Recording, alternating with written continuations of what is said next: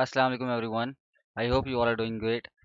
सो हम बात कर रहे थे वेपन्स ऑफ मैस डिस्ट्रक्शन पे, राइट। हमने इसमें पढ़ा वेपन ऑफ मैस डिस्ट्रक्शन क्या होती हैं, इसके टाइप्स को हमने देखा था, ठीक है। फिर हमने जो डिफरेंट कंट्रीज़ हैं उन्होंने अपना जो न्यूक्लियर वेपन्स हैं उसको किस तरह अचीव किया है हमने वो पढ़ा था, ठीक है। उसके बाद हमने एनपीटी के बारे में पढ़ा था कि वो क्या होती है। Then we talked about the challenges जो एनपीटी को हैं, ठीक है। इस पर जो क्रिटिसिज्म है हमने वो भी देखा था। सही है, तो आज हम उससे आगे कंटिन्यू करेंगे, ठीक है। तो आज हम पढ़ेंगे कि न्यूक्लियर प्रोग्राम ऑफ पाकिस्तान क्या है, कैसे बना पाकिस्तान का न्यूक्लियर सिस्टम, न्यूक्लियर जो न्यूक्लियर वेपन है वो पाकिस्तान का किस तरह बना, ठीक है। फिर इंडिया ने न्यूक्लियर वेपन्स को किस तरह से एक्वायर किया, हम वो भी देखेंगे।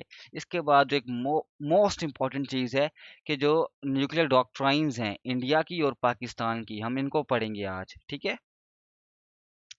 अ, क्योंकि आपका जो सिलेबस है उसमें भी ये है, पाकिस्तान अफेयर्स के सिलेबस में भी और आईआर के सिलेबस में भी। तो ये बहुत ही इंपॉर्टेंट टॉपिक है, जो न्यूक्लियर डॉक्ट्रिन्स हैं पाकिस्तान की और इंडिया की, तो आज हम उनको देखेंगे। तो इसलिए आज का टॉपिक बहुत इंपॉर्टेंट है, तो इसको गौर से समझना। एंड आई डू नो कि ये जो वेपन्स ऑफ मैस डिस्ट्रक्शन है, इस पे ये फिफ्थ वीडियो बन चुकी है, तो बहुत ज़्यादा इंफॉर्मेशन का इन्फ्लक्स हो गया है। लेकिन बिलीव मी गाइस, अगर आप इनको सीक्वेंस में चीज़ों को पढ़ेंगे और साथ आप देखते रहेंगे कि एनवायरनमेंट उस टाइम पे उस रीजन का और दुनिया का क्या था, तो आप चीज़ों को खुद ही रिलेट कर पाओगे, याद कर पाओगे। इस टॉपिक की रॉट लर्निंग नहीं करनी, रट्टा नहीं लगाना है, चीज़ों को समझना है और फिर उनको एक्सप्लेन करना है, ठीक है। खैर, लेक्चर बहुत हो गया, अब हम वापस टॉपिक पे आते हैं। So we are going to talk about the nuclear program of Pakistan, ठीक है। कि पाकिस्तान ने न्यूक्लियर प्रोग्राम किस तरह स्टार्ट किया या किस तरह एक्वायर किए न्यूक्लियर वेपन्स। सो इनिशियली हमारा जो प्रोग्राम था it was for civilian purposes, यानी कि हमने स्टार्ट नहीं किया था, रेदर हमारे जो यहाँ से साइंटिस्ट वगैरह थे वो यूएस गए थे और बाकी यूरोपियन कंट्रीज गए थे। क्यों? Because of atom for peace program, कि हम वहाँ पर जाएंगे, जो न्यूक्लियर वेपन्स है उनका जो एक पीसफुल यूज़ है हम उसको सीखेंगे, ठीक है। फिर पाकिस्तान का एटॉमिक एनर्जी कमीशन बना 1956 में, इसी वजह से एटम फॉर पीस प्रोग्राम की बदौलत पाकिस्तान में पीएईसी बना था। और इसके अलावा यूएस ने तकरीबन हमारी इतनी एड भी की थी कि पाकिस्तान में जो डिफरेंट स्कॉलरशिप्स दिए गए और बाकी चीज़ें, उसके लिए यूएस ने एड भी किया था, ठीक है। फिर 1960s में हमारे पास ये एम्बिशन आना शुरू हुआ था, कुछ ऐसी वॉइसेस थी जो कह रही थी कि पाकिस्तान को न्यूक्लियर वेपन को एक्वायर करना चाहिए, लेकिन उस टाइम पे अयूब खान साहब ने डिनाई कर दिया। क्यों? अयूब खान साहब ने डिनाई इसलिए किया था क्योंकि जो हमारी इकोनॉमी थी वो बहुत बूम कर रही थी। आपको मैंने बताया था, अगर आपने मेरी वीडियोस देखी होंगी तो आपको पता होगा कि अयूब खान का जो एरा है उसको हम ग्रीन रेवोल्यूशन से भी अक्सर कहते हैं कि it was a green revolution for our country. क्यों? क्योंकि इकोनॉमी उस टाइम पे बूम में थी, जो पर ईयर जो ग्रोथ हो रही थी इट वाज अराउंड 8% टू 9%, ठीक है। तो इस वजह से अयूब खान साहब के ये उन्होंने डिनाई कर दिया कि नहीं यार, हमारी इकोनॉमी सही जा रही है और दूसरा हमें एड भी वेस्ट से मिल रही है, सो हम इसको खतरा नहीं कर सकते अपनी इकोनॉमी को, ठीक है। सो इस वजह से उन्होंने डिनाई कर दिया था। लेकिन इवेंचुअली क्या होता है, 1970 की वॉर होती है और फिर वो सारी आपको सिचुएशन पता है। फिर इंडिया जो है अपना एक न्यूक्लियर टेस्ट भी करता है स्माइलिंग बुद्धा के नाम से। तो उसके बाद ये हमारे पास एक रियलाइजेशन होती है कि यार हमें भी अपने सिक्योरिटी को इंश्योर करने के लिए न्यूक्लियर वेपन्स बनाने पड़ेंगे। उसके लिए आपको पता होगा, जुल्फ़िकार अली भुट्टो साहब का एक बहुत फेमस कोट है कि यार हम घास भी खाएंगे लेकिन हम एटॉमिक बॉम्ब बनाएंगे। सही है। उसकी वजह से अब्दुल कदीर खान साहब पाकिस्तान आते हैं और हमारा इस तरह से ये प्रोग्राम बनना, न्यूक्लियर वेपन का बनाने हम स्टार्ट कर देते हैं। लेकिन साथ उस टाइम पे अफगान जिहाद भी चल रहा होता है जिसमें हम सोवियट्स के अगेंस्ट लड़ रहे होते हैं, ठीक है। So it was US plus पाक वर्सेस सोवियट्स। तो इसलिए इवन दो यूएस को पता था कि पाकिस्तान जो है वो ये काम करने जा रहा है, न्यूक्लियर वेपन्स बनाना चाह रहा है, लेकिन फिर भी यूएसए ने पाकिस्तान पर सैंक्शंस नहीं लगाए। ये बात याद रखनी है। जब तक पाकिस्तान अफगान जहाद में था यूएस ने पाकिस्तान पर सैंक्शंस नहीं लगाए पाकिस्तान के न्यूक्लियर प्रोग्राम को लेके, इवन दो यूएस में ये बात पता थी। यूएस ने सैंक्शंस क्यों नहीं लगाए? उन्होंने सैंक्शंस इसलिए नहीं लगाए थे क्योंकि यूएस जानता था कि अगर पाकिस्तान पर सैंक्शंस लगे, इकोनॉमी कमज़ोर हुई तो पाकिस्तान सोवियट्स का मुकाबला नहीं कर पाएगा अफगानिस्तान में, और इससे इवेंचुअली सोवियट्स की फतह होगी, यूएस की हार होगी। ठीक है, और एक और कंट्री सोवियट्स के हाथों में चला जाएगा। That's the reason why US didn't sanction Pakistan that time. ठीक है, उसके अलावा इंडिया भी चाह रहा था, इंडिया को भी पता था कि पाकिस्तान जो है वो न्यूक्लियर वेपन्स बना रहा है। ठीक है, और इंडिया पाकिस्तान पर प्रीएम्प्टिव स्ट्राइक भी करना चाह रहा था उस टाइम पे, लेकिन नहीं कर पाया। अगेन क्यों? क्योंकि यूएस की बैकिंग थी पाकिस्तान पे, या पाकिस्तान, यूएस बैक कर रहा था उस टाइम पे पाकिस्तान को अफगानिस्तान के मसले पे। तो अगर इंडिया ऐसा करता तो इंडिया को यूएस की तरफ से बैकलैश करना उठाना पड़ता, जो इंडिया को उस टाइम पे मंजूर नहीं था। ठीक है, so that is why Afghan जहाद की जहां पर बहुत सारे नेगेटिव इम्पैक्ट्स हुए पाकिस्तान पे, उसी तरफ एक पॉजिटिव इम्पैक्ट ये पड़ा पाकिस्तान पे कि उस पूरे टाइम में पाकिस्तान अपना जो एक न्यूक्लियर वेपन का प्रोसेस था वो कंप्लीट कर चुका था। ये अब्दुल कदीर खान साहब का एक इंटरव्यू है इन 1986। आई थिंक, अब मुझे एग्जैक्टली रिमेंबर नहीं है, शायद वो बीबीसी को दे रहे थे या किसी एक चैनल को इंटरव्यू दे रहे थे, जिसमें उन्होंने ये बात बोली थी कि बाय 1986 हम, यानी कि पाकिस्तान जो है, जितना आपके पास इनरिचमेंट चाहिए होती है यूरेनियम की, वो हम कर चुके थे। ठीक है, सो यानी कि हम उसी टाइम पर अपनी जो कैपेबिलिटीज थी वो ऑलमोस्ट अचीव कर चुके थे। खैर, फिर 1990s में यूएस चला गया अफगानिस्तान से बाहर वापस। ठीक है, फिर यूएस ने पाकिस्तान पे सैंक्शंस लगा दिए due to over nuclear program. फिर इवेंचुअली आपको पता है इंडिया ने जब अपने न्यूक्लियर टेस्ट दोबारा किए, तो फिर पाकिस्तान ने भी अपने न्यूक्लियर टेस्ट किए थे 28 मई 1998 में। और इसके बावजूद रिमेंबर वन थिंग कि ये कंट्रीज हैं जिन्होंने हमारे न्यूक्लियर प्रोग्राम बनाने में हेल्प की थी, China, France, Libya, Saudi Arabia वगैरह। इसमें जो मुस्लिम कंट्रीज है, इन्होंने हमें फाइनेंस किया था, पैसा दिया था। और इसमें एक बहुत इंपॉर्टेंट रोल था जुल्फ़िकार अली भुट्टो साहब का, क्योंकि मैंने आपको बताया है हमारे फॉरेन पॉलिसी वाले लेक्चर में कि जुल्फ़िकार अली भुट्टो साहब जो थे, उनका हमेशा से फोकस रहा था उम्मा ओरिएंटेड फॉरेन पॉलिसी पे। ठीक है, उम्मा ओरिएंटेड फॉरेन पॉलिसी, यानी कि ऐसी फॉरेन पॉलिसी जिसका मरकज उम्मा था, पूरी मुस्लिम उम्मा को जोड़ना था। तो जुल्फ़िकार अली भुट्टो साहब अराउंड 20 to 30 कंट्रीज पर उन्होंने विजिट किया था, सब कंट्रीज से मिले थे। उसमें जो मोस्ट इंपॉर्टेंट कंट्रीज थे, ठीक है, उनसे उन्होंने बात की कि हम ऐसा चाह रहे हैं कि एक हम एटम बम बनाएं। और जुल्फ़िकार अली भुट्टो साहब ने उस एटम बम को बोला था कि हम एक इस्लामिक मतलब एक ऐसा बम बनाना चाहें जो पूरी इस्लामिक वर्ल्ड की हिफाजत करेगा। ठीक है, ये उन्होंने ऐसी कुछ टर्मिनोलॉजी यूज़ की थी, मुझे एग्जैक्टली याद नहीं आ रही। ठीक है, तो इस तरह से उन्होंने पूरी मुस्लिम उम्मा को गैल्वनाइज किया, फिर उन्होंने हमें सपोर्ट किया, और इवेंचुअली फिर हमारा ये सारा प्रोसेस स्टार्ट हुआ था। ठीक है, so that's how Pakistan acquired nuclear weapons. Now, एक जो बहुत इंपॉर्टेंट इशू है, जो बहुत इंपॉर्टेंट डिस्कशन है हमारी, जो आपके पेपर में भी आ सकती है, वो ये है कि जो पाकिस्तान का न्यूक्लियर प्रोग्राम है, इसको बहुत शक की निगाह से देखा जाता है। ठीक है, अब देखो, इमरान खान साहब या कोई भी पाकिस्तान का फॉरेन ऑफिशियल जब जाता है ना, सॉरी, पाकिस्तान का कोई बड़ा जो डेलीगेट्स जाते हैं, जो फॉरेन ऑफिशियल्स जाते हैं यूएस या वेस्ट में जाते हैं, आप जनरल कह लो, ईयू वगैरह में भी, तो उनसे पाकिस्तान की न्यूक्लियर प्रोग्राम को लेकर सवाल ज़रूर होता है। ठीक है, अभी रिसेंट टाइम्स में आपने सुना होगा कि बाइडन ने भी पाकिस्तान के न्यूक्लियर प्रोग्राम पे सवाल उठाए थे। ठीक है, कि पाकिस्तान इज डेंजरस कंट्री, अगर वहाँ पर न्यूक्लियर प्रोग्राम जो है, जो न्यूक्लियर वेपन्स हैं, वो किसी ऐसी ऑर्गेनाइजेशन के हाथ में लग गए तो।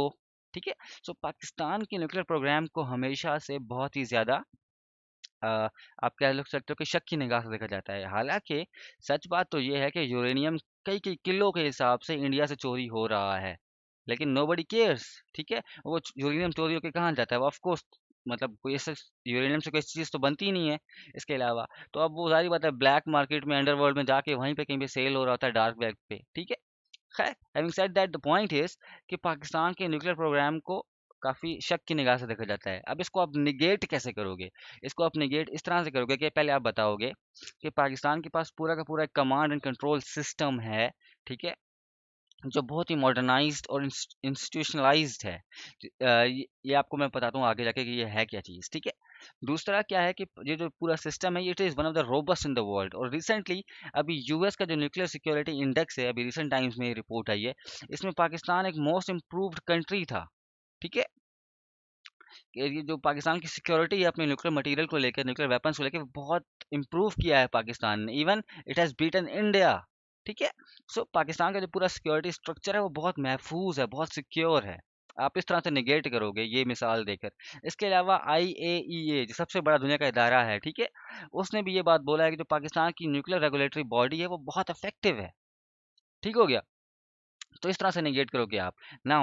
अब मैं आपको बताना चाह रहा था कि पाकिस्तान का जो कमांड एंड कंट्रोल स्ट्रक्चर है वो क्या है। तो देखो ये बेसिकली एक पूरी एक बॉडी है, सही है, एक पूरी बॉडी है जिसमें डिफरेंट आपके पास डिपार्टमेंट्स हैं, समझ लो। ठीक है, हर डिपार्टमेंट को एक सेपरेट रोल दिया हुआ है कि आपने न्यूक्लियर वेपन के लिए क्या करना है क्या नहीं करना। तो एक बहुत ही, आप समझ लो ना कि इंस्टीट्यूशनलाइज किस्म की चीज़ है, ठीक है, जिसमें रोल्स डिफाइंड हैं, और इससे जो न्यूक्लियर वेपन्स का मिस यूज होने की कोई तुक बनती ही नहीं है। ठीक है, अब वो क्या है मैं आपको वो बताने लगा हूँ। तो देखो इसमें सबसे इंपॉर्टेंट चीज़ है नेशनल कमांड अथॉरिटी, जो सबसे जो अपर बॉडी है टीयर में, ठीक है, that is national command authority. इसमें it's the top most in the hierarchy, ये जो हिरार्की है इसमें टॉप मोस्ट ये है, ठीक है। फिर इसके मेंबर्स कौन होते हैं? इसके मेंबर बहुत इंपॉर्टेंट लोग होते हैं। फॉर एग्जांपल प्रेसिडेंट है, प्राइम मिनिस्टर है, joint chief of staff committee के जो चेयरमैन होते हैं वो हैं इसमें, ठीक है, फॉरेन मिनिस्टर है, डिफेंस मिनिस्टर है, वगैरह वगैरह वगैरह। तो ये जो जितनी भी हमारी टॉप ब्रास है सारी शामिल है एनसीए में, ठीक है। दूसरा, इसमें फिर बहुत इंपॉर्टेंट इसके जो काम है इंपॉर्टेंट एनसीए के, वो क्या हैं कि जो वेपन्स हैं इनकी डिप्लॉयमेंट की सुपरविजन ये लोग करते हैं, ठीक है। इस वेपन को कहाँ पे एम्प्लॉय करना है उसकी सुपरविजन कौन करते हैं, ठीक है। इस पे जो R&D रिसर्च एंड डेवलपमेंट होती है इन वेपन्स से रिलेटेड, वो सारा कुछ काम, सारा कुछ रिपोर्टिंग यहाँ पर होती है, ठीक है, इतने बड़े लोगों को, इतने इंपॉर्टेंट ऑफिशियल्स को, ठीक है। तो कोई ऐसा वैसा एरा गैरा आप वहां पर इंफॉर्मेशन ना लीक हो सकती है और ना ही कोई ऐसा मिस यूज हो सकता है। पॉइंट नंबर वन, अब ये सबसे हाईएस्ट आपकी अथॉरिटी है, राइट, एनसीए। तो अब डायरेक्ट आपको पता है इस चीज़ का, आप अंदाज़ा लगा लोगे, जब कोई एक हाईएस्ट होता है टीयर में तो उसकी फ्रीक्वेंट मीटिंग्स नहीं होती, फिर उन्होंने एक अपना सेक्रेटरी रखा होता है फॉर एग्जांपल। तो इसी तरह से एक आपके पास एसपीडी है, स्ट्रेटेजिक प्लान डिवीजन, इसको आप बोलते हो सेक्रेटरीट ऑफ एनसीए।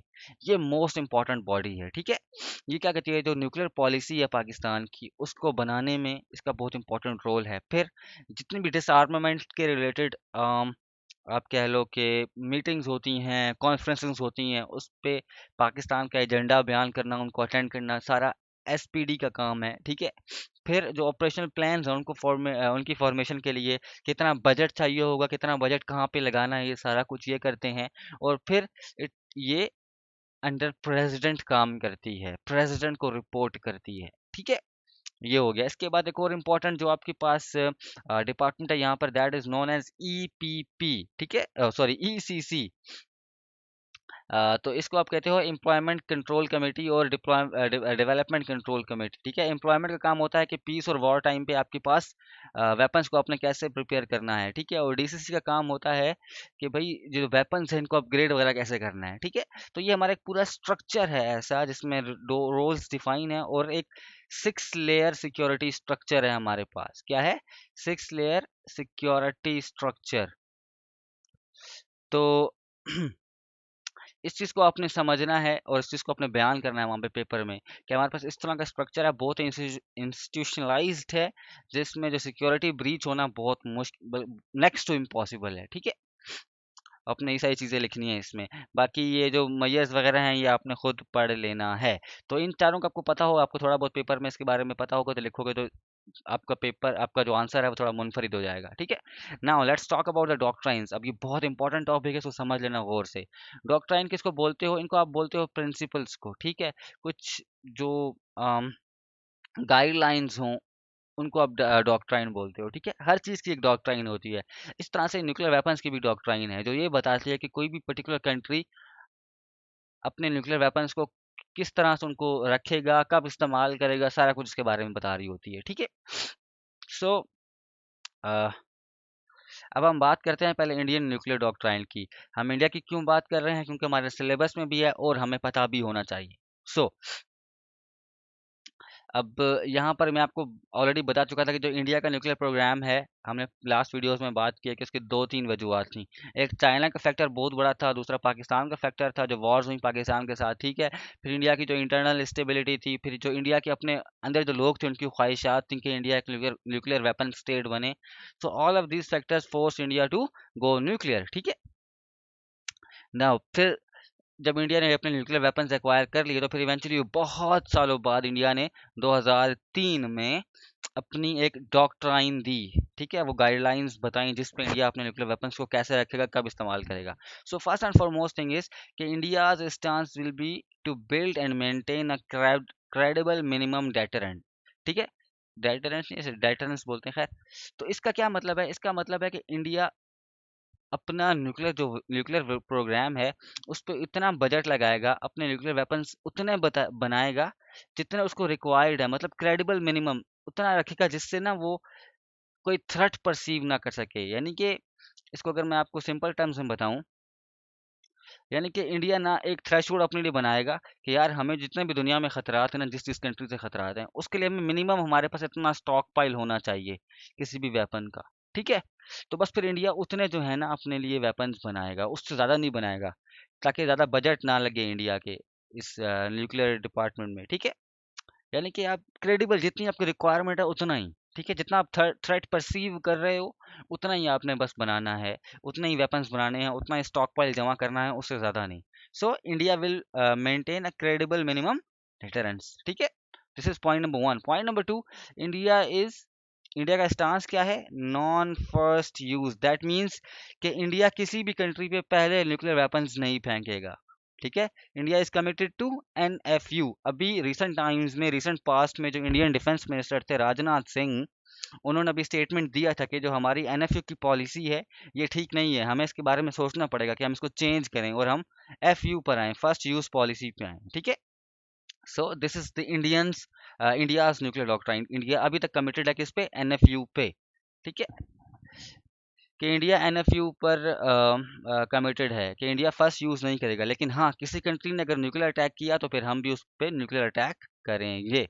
ठीक है, तीसरा, सिविल पॉलिटिकल लीडरशिप इज, अब हाँ यहाँ पे पॉइंट समझ लो कि ये कह रहा है कि जो किसी भी न्यूक्लियर वेपन्स को डिप्लॉय करना, एम्प्लॉय करना, ठीक है, अपग्रेड करना, कुछ भी करना, तो उसके लिए आपके पास जो अथॉरिटी है, it lies with the political leadership.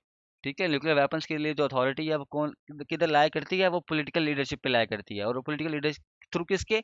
NC है। जिस तरह हमारे पास NC है वैसे ही इंडिया में भी नेशनल कमांड अथॉरिटी है, और सॉरी, न्यूक्लियर कमांड अथॉरिटी है। और उसका काम क्या है? उसका काम यही है कि वहाँ पे जो सिविलियन लीडरशिप है वो बैठती है, ठीक है, और वो सारी डिसीजंस देती है कि रिटेलिएशन कब होगी, कैसे करनी, सारा कुछ सही है। फिर जो नॉन न्यूक्लियर वेपन स्टेट्स हैं उन पर न्यूक्लियर वेपन से अटैक नहीं किया जाएगा। ये इंडिया की फॉरेन पॉलिसी है। ठीक है, कि जो नॉन न्यूक्लियर वेपन्स हैं जो नॉन न्यूक्लियर वेपन स्टेट्स हैं उन पर न्यूक्लियर वेपन के साथ अटैक नहीं किया जाएगा।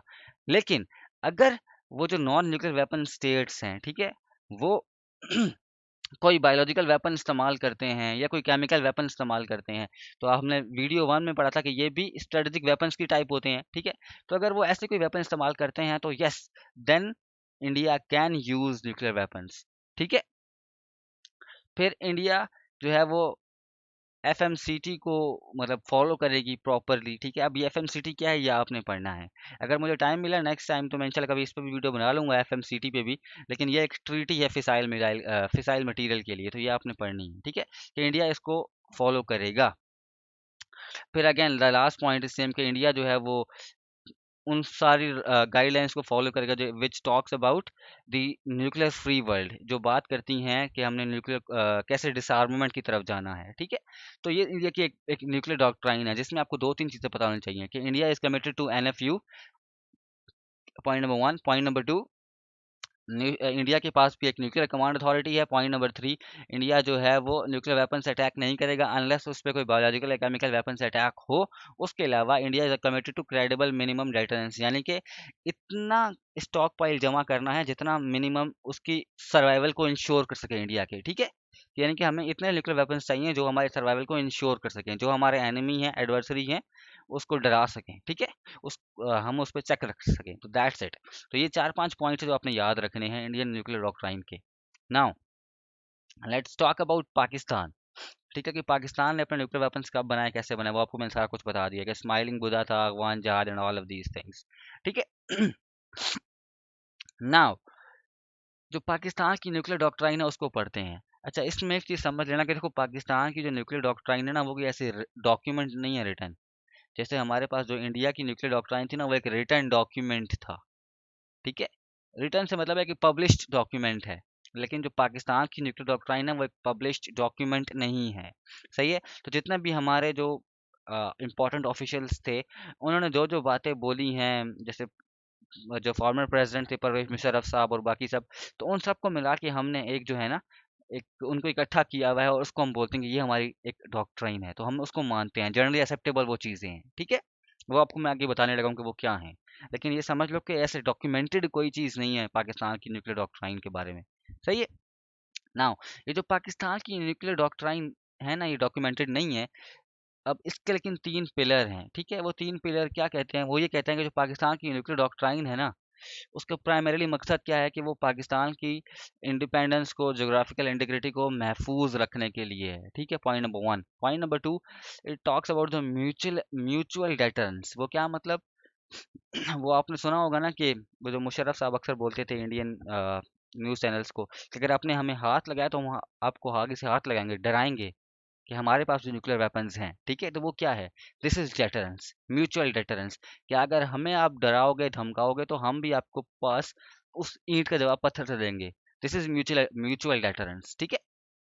सो ये हमारी जो डॉक्ट्राइन है उसका बेसिक कॉन्सेप्ट है, उसका बेसिक पिलर है एक, ठीक है। थर्ड पॉइंट क्या है कि जो पाकिस्तान का जो थर्ड है पिलर, वो है ऑफेंस डिफेंस का। क्योंकि देखो, इसको मैं आपको समझाता हूँ इस बात से, इसको मैं आगे समझाता हूँ आपको पाकिस्तान की फॉरेन पॉलिसी में। देखो, सॉरी, पाकिस्तान की न्यूक्लियर डॉक्ट्राइन में। तो ये पाकिस्तान की है न्यूक्लियर डॉक्ट्राइन, ठीक है। इसमें क्या है कि देखो, ये पाकिस्तान जो है, Pakistan can not commit to the non first use policy.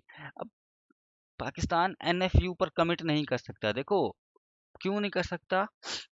कि जो हम एक छोटा कंट्री है, पाकिस्तान है स्मॉल कंट्री, ठीक है, in terms of numbers, in terms of army, in terms of budget and all of these things, ठीक है, एज कम्पेयर टू इंडिया, ठीक है। तो अगर हम एनएफयू पे कमिट कर जाएंगे तो फिर हमारा न्यूक्लियर वेपन्स की वो फायदा नहीं रहता। तो हमें अपने न्यूक्लियर वेपन्स को लेकर थोड़ा सा ऑफेंसिव होना पड़ेगा, डिफेंसिव नहीं होना पड़ेगा, ठीक है। तो इसलिए जो पाकिस्तान का जो न्यूक्लियर वेपन्स का पूरा प्रोग्राम है, ये ऑफेंस डिफेंस पे मबनी है, कि हम ऑफेंसिव हैं इसको लेकर, ठीक है, हम एग्रेसिव हैं। Y so? बिकॉज इंडिया को हमेशा से कन्वेंशनल बर्तरी रही है पाकिस्तान पर, ठीक है। एक कन्वेंशनल एज रहा है पाकिस्तान की मिलिट्री पे, in terms of number, in terms of weapons, in terms of technology, in terms of budget and all of these things, ठीक है। तो इसलिए हमने, हमारी जो फोकियत है वो हमेशा से न्यूक्लियर वेपन्स पे रही है, ताकि हम जो एक तो रीजन में स्ट्रेटेजिक इम्बैलेंस है उसको बैलेंस कर सकें। तो इसलिए Pakistan can not commit to the first use, the non first use policy. तो इसलिए पाकिस्तान की जो डॉक्ट्राइन है वो नॉन एनएफयू है। Pakistan is not committed to nuclear non first use, यानी कि पाकिस्तान कमिटेड नहीं है एनएफयू पे। पाकिस्तान पहले न्यूक्लियर वेपन्स को यूज कर सकता है, अनलाइक इंडिया।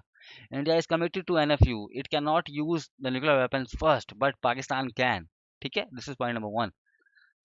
उसके अलावा हमारे न्यूक्लियर वेपन्स हैं क्यों? सेम वही कि टेरिटोरियल इंटीग्रिटी, ब्ला ब्ला ब्ला, ठीक है। फिर जो पाकिस्तान की जो थर्ड परसेप्शन है, थर्ड परसेप्शन जो हमें थर्ड थ्रेट परसीव हो रहा है, ये इंडिया सेंट्रिक है। मैंने आपको बताया जो पाकिस्तान ने अपने न्यूक्लियर वेपन्स बनाए थे वो भी सोलली बिकॉज ऑफ इंडिया। और अगर कल को इंडिया एनपीटी साइन कर लेता है तो हम भी एनपीटी साइन कर लेंगे, ठीक है। सो जितने भी हमारे न्यूक्लियर वेपन्स वगैरह सारा कुछ सिस्टम है, इट इज इंडिया सेंट्रिक, सही है। उसकी वजह क्या है? ताकि हम जो इंडिया का एग्रेशन है उसे डिटर कर सकें, ठीक हो गया। तो ये हमारा एक डॉक्ट्राइन का हिस्सा है। फिर उसके बाद क्या है कि जो हमारी डेटरेंस स्ट्रेटजी है, ठीक है, ये बेस करती है थ्रेट पे, कि यार जिस तरह का हमें थ्रेट आ रहा होगा हमें उस तरह की स्ट्रेटजी, हम डेटरेंस स्ट्रेटजी यूज करेंगे। अगर इंडिया से थ्रेट आ रहा है तो हम उसके लिए न्यूक्लियर वेपन्स की स्ट्रेटजी यूज करेंगे। किसी और नॉन न्यूक्लियर वेपन स्टेट से थ्रेट आ रहा है तो फिर हम उस तरह की स्ट्रेटजी को यूज करेंगे, राइट। ये चीज है। देन अगेन जो है हमारा स्टांस क्या है? That is minimum credible deterrence, ठीक है। हमें सिर्फ मिनिमम स्टॉक पाइल रखना है, इतना स्टॉक पाइल रखना है मिनिमम, ताकि हम जो हमारा एडवर्सरी है हम उसको बता सकें कि भाई हम कोई यू नो एक इजी टारगेट नहीं कि आप आओगे और हम पे हमें डिक्टेट कर सकोगे। नो, हम एक स्टेट है, हमारे पास वेपन्स हैं, हम आपको इनके जवाब पत्थर से दे सकते हैं, ठीक है। So because the weapons have no other role but to deter the adversary, ताकि हमें एडवर्सरी को डिटर करना है, उसको रोकना है, उसके एग्रेशन को चेक पे रखना है, कंट्रोल करना है, ठीक है। So this is the thing कि पाकिस्तान भी just like India minimum credible deterrence पे डिपेंडेंट है। लेकिन लेकिन लेकिन अभी एक चीज याद रखना कि अभी रिसेंट टाइम्स में एक नया कॉन्सेप्ट आ रहा है, फुल स्पेक्ट्रम डेटरेंस। पाकिस्तान उस तरफ जा रहा है, ठीक है। तो आपने अब इसको पढ़ना है कि फुल स्पेक्ट्रम डेटरेंस क्या चीज़ है। फुल स्पेक्ट्रम डेटरेंस को पढ़ना और एफएमसीटी, ये दो चीज़ें पढ़ लेना याद से, ठीक है। सो पाकिस्तान की ये न्यूक्लियर फॉरेन पॉलिसी है। आई रिपीट कि ऐसी कोई डॉक्यूमेंटेड नहीं है, ये सारी वो चीज़ें हैं जो हमारे डिफरेंट इंपॉर्टेंट डेलीगेट्स ने डिफरेंट जगहों पर बयान की हैं और जनरली इन्हीं को एक्सेप्ट भी किया जाता है, ठीक है। इसके अलावा हमारे पास एनसीए है, मैंने आपको ऑलरेडी बताया कि नेशनल कमांड्स अथॉरिटी, ठीक है। उसके बाद एम्प्लॉयमेंट कंट्रोल कमेटी है, डेवलपमेंट कंट्रोल कमेटी है, and all of these thing. फिर जो न्यूक्लियर एसिड्स हैं हमारे, they are considered to be safe, almost free from risk and blah blah blah, ठीक है। तो ये हमारी एक एक डॉक्ट्राइन है। अब नेक्स्ट जो होगा उसमें हम एनएसजी को पढ़ेंगे इंशाल्लाह ताला, फिर हमारा ये ऑलमोस्ट जो न्यूक्लियर से रिलेटेड पूरा टॉपिक है कवर हो जाएगा। सो आज के लेक्चर में हमने पढ़ा है डॉक्ट्राइन्स इंडिया और पाकिस्तान की। तो अगर मैं उसको लिखना चाहूँ तो मैं उसको ये लिख सकता हूँ कि, अगर मैं जल्दी जल्दी लिखना चाहूँ, कि जो इंडिया की न्यूक्लियर डॉक्ट्राइन है वो एनएफयू पे मुबनी है, ठीक है। उसके अलावा वहाँ पर क्रेडिबल मिनिमम डेटरेंस है, कॉन्सेप्ट है। इंडिया जो है वो जो नॉन न्यूक्लियर वेपन स्टेट्स हैं उन पे न्यूक्लियर वेपन से अटैक नहीं करेगा अनलेस कि वो कोई बायोलॉजिकल या केमिकल वेपन्स को इस्तेमाल करते हैं। उसके अलावा इंडिया के पास एक न्यूक्लियर कमांड अथॉरिटी है, ठीक है। इसकी जो लीडरशिप होगी वो जो इसकी जो से होगी कि न्यूक्लियर वेपन्स के साथ क्या करना है, वो पॉलिटिकल लीडरशिप के पास होगी। ये चार पांच इंपॉर्टेंट पॉइंट हैं। Then if we talk about the Pakistan's doctrine, Pakistan's nuclear doctrine, then it's again Pakistan is not committed to NFU, ठीक है, नंबर वन। नंबर टू क्या है, पाकिस्तान भी क्रेडिबल मिनिमम डेटरेंस की बात करता है। पाकिस्तान की जो न्यूक्लियर वेपन्स हैं, पूरा न्यूक्लियर प्रोग्राम है, ये इंडिया सेंट्रिक है, ठीक है। फिर पाकिस्तान में भी एक नेशनल कमांड अथॉरिटी है, ठीक है। पाकिस्तान में भी ऑन इवन ऑन मतलब ऑन पेपर्स जो पॉलिटिकल लीडरशिप है वो सरबराह है हमारे प्रोग्राम की, ठीक है। And that's it. ये चार पांच इंपॉर्टेंट पॉइंट्स है जो आपको पता होना चाहिए पाकिस्तान और इंडिया की न्यूक्लियर डॉक्ट्राइन में। कल को जब आपको कंपेयर करना हो तो आप इनको लिख सको, ठीक है। इसके अलावा हमारे पास जो कमांड एंड कंट्रोल स्ट्रक्चर है उसमें याद रखना जो पूरा सिस्टम है वो क्या है, कि सबसे ऊपर एनसीए है, ठीक है। इसके अलावा हमारे पास स्ट्रेटेजिक वो प्लान डिवीजन है, ठीक है। इसके साथ हमारे पास इम्पोर्टेंट आप कह लो कि इसके सब ब्रांचेस कह लो या इसके ग्रुप्स कह लो, कि एक है ईसीसी, ठीक है, और दूसरा है आपके पास दूसरा है इसमें डेवलपमेंट कंट्रोल कमेटी, ठीक है। तो ये आपके पास टोटल एक ऐसा स्ट्रक्चर बनता है, ठीक है, इस तरह का। ये हमारे डिफरेंट डिपार्टमेंट्स कह लो या इसके जो भी आप रीजन्स कह लो, ठीक है। तो ये हैं इसके, जिसमें हर इंस्टीट्यूशन को एक डिफरेंट रोल असाइन किया हुआ है, ठीक है। सो ये अब हमने आज चीज़ों को पढ़ा है, इसको बाकी डिटेल में आपने अगर पढ़ना चाहते हो तो आपको बहुत कुछ मटेरियल अवेलेबल है नेट पे, वहाँ से पढ़ लेना।